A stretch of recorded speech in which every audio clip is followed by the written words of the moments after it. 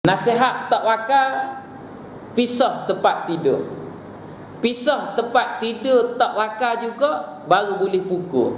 Pukul pula, pukul dengan pukulan untuk mendidik, bukan pukul untuk membelasah.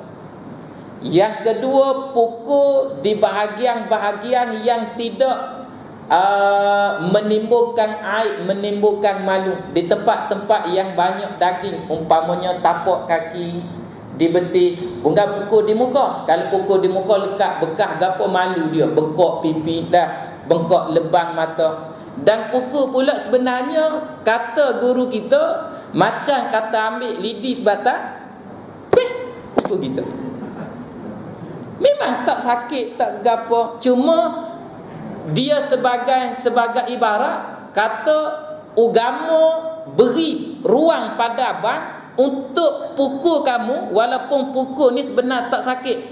Sebab kalau kamu ni degil tak dengar nasihat abang, agama siapa beri ruang pada abang untuk pukul kamu. Kalau kata ia degil derhaka juga, boleh cerah siapa. Dah tak ada dah apa nama ni nasihat apa nama ni tak pakar juga. Kata jangan keluar dengan orang lelaki abang tak suka. Dah tak pakar dia. Beri nasihat baik, tak pakar juga. Guna kaedah pisah tempat tidur, lepas tu baru pukul. Tu tak dengar gapo juga, siapa dia sendiri minta cerai gapo gitu gini, baru ada solusi dia. Dah poin dia maksud kalau nak pukul saja-saja tak boleh. Hari ni ramai banyak masalah rumah tangga yang berlaku, suami pukul belasah isteri sendiri. Hak tu tak apa lagi, hak isteri belasah suami pula. Macam mana cerita? Baik, dan jangan engkau khianat dengan kedua akan orang yang dipercayai engkau dengan dia, dengan orang, dengan kedua kaki, kedua tangan. Dia beri amanah pada kita. Dah kita khianat dia sebab dia percaya kita, tangan dan kaki kita yang ada ni kita khianat kepada dia. Dan jangan engkau pegang dengan melainkan akan yang haram. Ni dia apa nama ni? Dia itu sikit tu. Nanti saya tengok pada yang Jawi punya.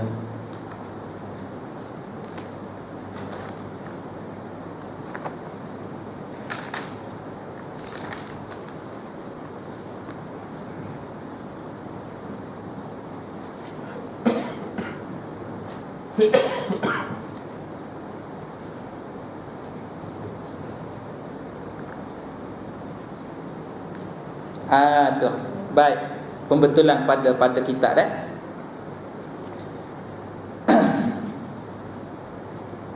Dan jangan engkau khianat dengan kedua tu dengan kedua tangan, tambah perkataan tangan. Dan jangan engkau khianat dengan kedua tangan akan orang yang dipercayai engkau orang dengan dia. Dah? Dan jangan engkau pegang dan jangan engkau pegang dengan dua tangan, tambah perkataan dua tangan. Dan jangan engkau pegang dengan dua tangan melainkan, tidak ada kalimah melainkan. Dan jangan engkau pegang dengan dua tangan akan yang haram. Bunyi gitu. Kalimah melainkan tu apa nama ni, buat bulatan lah kat situ. Dah buat bulatan. Sebab yang Rumi ni dia kira copy paste sepenuhnya daripada Jawi. Yang Jawi yang saya talaki dulu ada pembetulan ginilah. Jadi sebagaimana saya ambil daripada guru saya, pembetulannya begitu. Dan jangan engkau pegang dengan dua tangan akan yang haram. Gitu maksud dia. Dan jangan engkau tulis dengan keduanya, dengan kedua tangan akan yang dilarang daripada yang memberi mudarat akan orang Islam, dan daripada ilmu yang diharamkan. Jangan guna tangan untuk tulis perkara-perkara yang memberi mudarat pada orang Islam, yakni kamu buat satu-satu artikel, kamu tulis satu-satu kenyataan yang yang memecah belahkan umat, yang mendatangkan kesamaran syubhah pada bab akidah ke apa itu ini, sampai mudarat pada orang Islam. Dan jangan juga dek tulis, dek saling ilmu yang diharamkan. Contoh sihir. Tu. Ada orang siapa ngapa tu? Dah, kita jumpa seorang orang muda, dia ngapa ilmu kebal. Bunyi dia bercakap biji besi. Bahasa tu bahasa Jawa lama. Orang Jawa sendiri dengar tak faham. Bahasa Jawa lama. Orang Jawa sendiri dengar tak faham. Kita pernah dengar seorang bercakap, dia bercakap bahasa Arab, tapi bahasa Arab tu bahasa Arab hok tamadun Mesir purba lama. Bunyi macam siang, tapi bahasa Arab. Kapku bunyi gitu. Kita dengar kap bunyi macam siang. Peng arai kap, sawadika bunyi siang, tapi itu bahasa Arab, tapi bahasa Arab lama. Bahasa Arab zaman Fir'aun apa tu. Rupa-rupa jin dalam badan dia hok lama tu. Jenis jin tua. Usia ribu-ribu tahun. Tak ada orang dia hafal sihir. Sihir kata setengah ulama, belajar boleh, amal tak boleh. Tu sihir. Tapi kata setengah ulama lagi, bukan kata amal tak boleh, belajar pun tak boleh, atas prinsip mencegah. Kerana bila seseorang tu belajar, walaupun kata ada ulama yang kata belajar boleh, amal je tak boleh. Dan sebab beramal dengan sihir ni haram. Rasa akidah, belajar tak apa, dibimbangi bila dia belajar, bila dia tahu, timbul perasaan ingin tahu. Aku nak teratas jadi ke tak ilmu aku belajar ni? Gitu. Umpama dia belajar ilmu untuk mengorak perempuan, ada nak teratas baca tiup pada gambar, nak tahu dia ni betul-betul gila tak ke aku, gitu. Jadi bila kata bimbang macam tu, yang kata amal tak boleh, mari daripada amal ni daripada belajar, maka belajar pun tak boleh. Senang cerita, bab sihir ni jauhkanlah diri daripada yang sebut sebagai sihir tadi. Baik. Dan jangan engkau berjalan dengan kaki engkau kepada tempat yang haram dan kepada tempat orang yang zalim, melainkan kerana darurat, ada keperluan. Imam Ghazali sebut ulama-ulama, orang yang alim faqih dalam bidang agama, dilarang pergi ke istana pemerintah. Dan bila dia berjalan kaki pergi ke istana pemerintah, termasuk maksiat pada kaki ulama itu, melainkan dengan dua tujuan. Tujuan yang pertama, pergi itu kerana dakwah, boleh pergi. Tujuan yang kedua, pergi itu dipaksa oleh pemerintah pergi, pemerintah tangkap, pergi juga, itu lain cerita. Tapi kalau pergi saja-saja, termasuk maksiat kaki. Pasal apa? Bimbang. Bila ulama berdamping dengan pemerintah, takut fatwa yang dikeluarkan menjadi fatwa songsang. Pasal apa? Ada kepentingan ni. Gitu. Bahaya berkait dengan pemerintah. Dah. Isu hari itu saya tazkirah Jumaat dekat Masjid Kelanggit.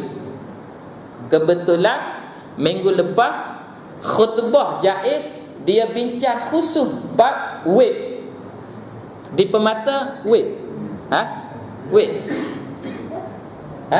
kat sini web dekat Permata sama web. Sebab takut khatib walaupun dia baca khutbah, takut dia pilih khutbah lain. Tapi khutbah Jaiz minggu lepas bincang bab web, rokok elektronik. Dah. Saya kaitkan, saya biasa kalau tazkirah, saya kira ambil tazkirah tu kaitan dengan khutbah, supaya orang panggil ada link antara dua tu. Ada seorang ulama pada Yaman, dia sebut bab Maulid Rasul daripada timur sampai ke barat orang buat Maulid Rasul. Tapi aku melihat pada umat lebih banyak pegang putar rokok daripada batang kayu sugi. Batang kayu sugi itu sunnah. Putar rokok sunnah Nabi ke tidak? Tak. Baik, bahas rokok, bahas shisha, bahas wek, serupa je hujah dia. Hak paling besar ke apa? Mudarat. Rokok mudarat, shisha mudarat, wek pun mudarat. Jadi saya pun sebut satu kaedah fiqh. Agama ajar pada kita la darara wala dirara. Tak boleh kamu buat satu benda yang memudaratkan diri sendiri dan memudaratkan orang lain. Agama mengharamkan kita buat mudarat pada diri sendiri, buat mudarat pada orang lain, buat mudarat pada binatang, buat mudarat pada alam sekitar. Pada binatang ada hadis Nabi sebut orang yang bela kucing, dia tak beri makan pada kucing tu, mati kucing, masuk neraka. Betul ke tidak? Ada ahli maksiat beri minum kepada anjing yang kehausan, masuk syurga ada orang ni, masuk syurga. Dia buat mudarat pada binatang, neraka. Pada alam sekitar pun serupa juga, mudarat. Gapo nama saya sentuh? Saya sentuh isu di Kuantan. Boksit orang panggil. Boksit tu gapo nama? Dia macam biji timah ke gapo? Lebih kurang lah. Dia macam mineral bawah tanah gitu. Panggil boksit. Kita sekadar yang kita baca beritanya, orang kampung sendiri bakal lori boksit tu. Orang kampung bakal. Lepas tu kata binatang-binatang, ikan keli pun jadi warna oranye, bewok pasir pun jadi warna oranye. Pasal kena orang hak lalu saja, lalu je, bukan duduk kat situ, lalu keluar kereta, tayar kereta tu warna oranye. Dan hari tu terdedak gaji pemandu lori yang kerja angkut boksit tu. Dalam sebulan dia boleh dapat sehingga 480,000. 480,000 dalam sebulan. Kerja bukan tiap-tiap hari. Kerja dia dalam satu hari dia kira gini. Dia dibayar sekali angkut berapa? Katalah masuk, angkut awak keluar, katalah sekali angkut tu katalah 1,000. Kalau dalam sehari tu dia boleh buat 10 kali angkut, 10,000. Nah, katalah 10,000, dia boleh lusa apa dia boleh buat banyak lagilah. Hal tu yang kita bacalah, betul tak betul wallahu alam lah, orang kepilkan. Tapi nak sebut sehari dua ni kecoh. Beberapa orang yang ditangkap, disiasat atas isu ni, dah orang cuba membuka pula. Yang jadi kata payah ni, siapa yang ada kepentingan paling besar dalam isu boksit tu. Kita tak sebut siapa-siapa. Tapi asalnya kalau dia mencari harta sehingga memudaratkan nyawa orang, kesihatan orang, hasil perolehan harta tu daripada sumber yang tak bersih. Mudah cerita, takkan kamu gila kepada keuntungan sedangkan ada sebahagian yang terseksa di atas perbuatan yang kamu buat. Maka orang persoalkan siapa orang-orang tertentu yang kepentingan besar tu. Macam kes negara kita lah, yang pengasas embeng mati kena tembak, peguam yang siasat kes ni mati kena seming. Mesti ada something tu ke apa? Saya pun tak tahu ke apa. Tapi timbul question mark, gapo nama benda tu? Siapa orang tertentu? Siapa dalam ni? Siapa berkait peguam negara apa itu? Banyak cerita tu. Hak banyak cerita tu senang kita ambil pengajaran. Jangan jadi macam orang yang kelaparan, gila pada dunia sehingga bawa mudarat pada orang. Dunia terlepas, akhirat tak ada ruang terlepas. Tak takut kau dengan pembalasan Tuhan? Gitu. Baik.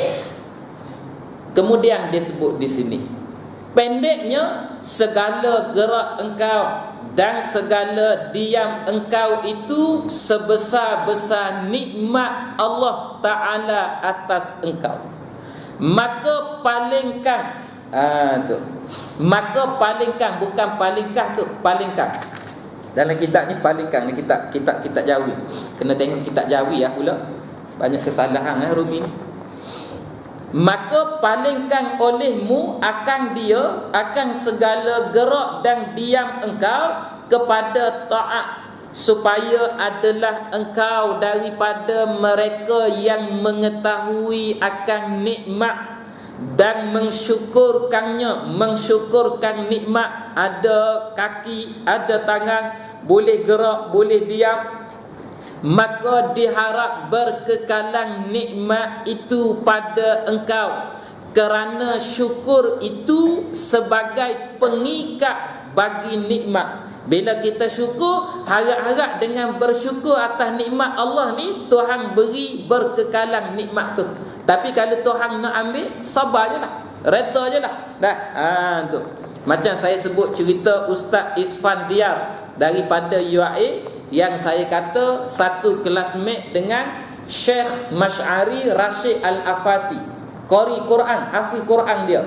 Dia sekarang jadi pegawai masjid UAE Gombok. Orang alim bab Quran. Dia keluar daripada UAE, nak balik ke rumah dia Seri Gombok. Keluarkan UAE yang keluar tu belah kanan ni tu Gombok kan. Daripada Kuantan nak naik ke Gombok tu, bila dia keluar tepi ni, ada kereta duduk parking sebelah ni, ada kereta menghimpit dia dengan motosikal. Jadi dia terbalik dan kebetulan lori keluar, terpijak tangan di kanan dia. Tangan kanan dia digilis oleh lori, dijakiti oleh kuman, dan doktor terpaksa potong tangan kanan dia. Sekarang tak ada tangan dia sebelah. Api Quran. Itu maksudnya kalau Tuhan nak ambil, Tuhan boleh ambil bila-bila masa. Orang yang menega air tebu pasal malam, bang air tebu satu, siap. Duk main siap-siap, mata tengok kat orang. Duk jolok ni masuk tangan. Masuk tangan. Tuhan nak ambil bila-bila masuk. Jadi harap dengan kita bersyukur atas nikmat Tuhan ni, berkekalan Tuhan beri pada kita. Tapi kita pandang ujian tu, hikmah dia tak ada dasar tangan lah. Mana-mana perempuan yang kahwin dengan laki-laki yang tak ada tangan, jangan bimbang, tak akan kena pukul oleh suami dia, pasal tak ada tangan. Kalau dia balas dengan tek lelaki pun, dia kata tak apalah dia kata. Tek lelaki dia tak boleh tapah, pasal tek lelaki dia tak ada tangan. Tapi jangan dicapai suami yang ada tangan. Ni orang perempuan, tak apalah, pukul sebiji baru dia tahu. Dia sepukul sangat. Gitu. Kemudian dia sebut,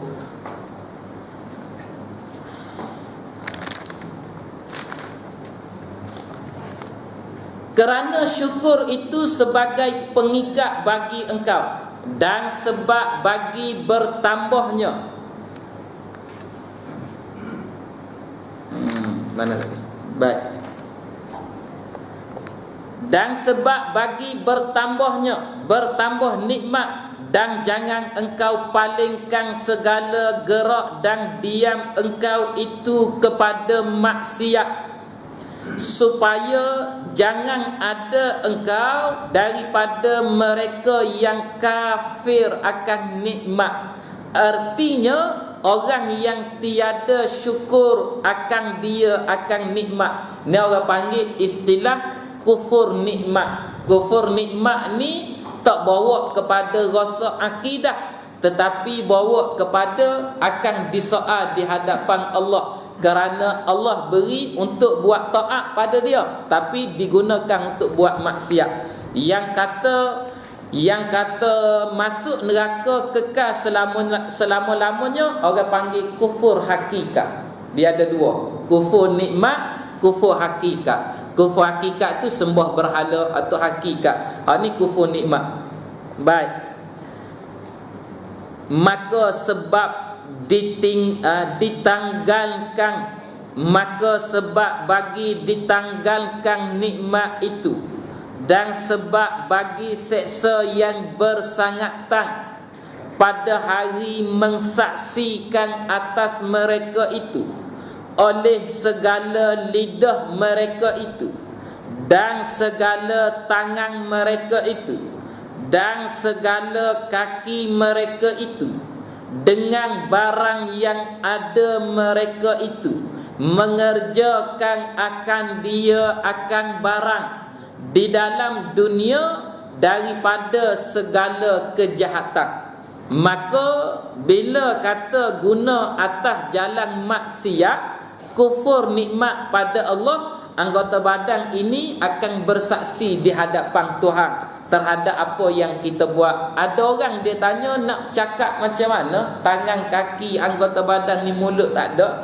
Kita jawab, manusia reka cipta radio dan reka cipta kaset sebelum daripada timbul hak kamera ni, MP3, MP4 dulu orang rakam ceramah guna kaset lah. Zaman ceramah kaset, masa kaset dulu siapa penceramah yang meletup ketika tu? Ketika pakai kaset tu tak timbul lagi. Ustaz Azhar Idrus tak timbul lagi ni. Saya masa tu pun baru kecil, nyusu lagi. Ustaz Samsuri Ahmad, Ustaz Ismail kamu, dulu forum perdana Ustaz Harun Dik, Ustaz Taib Azamuddin. Ni kira legenda dunia dakwah. Masa tu tak semua orang nak rekod. Masuk kata laris dia punya jualan kaset. Masa kaset tu tak ada mulut pun, tapi orang boh dalam radio, tekan play, keluar suara bercakap molek-molek. Manusia dia boleh reka satu alat, satu mesej, tak ada mulut pun boleh bercakap. Apalah sangat bagi Allah nak menjadikan anggota badan manusia bercakap depan Tuhan. Logiknya begitu. Itu dia.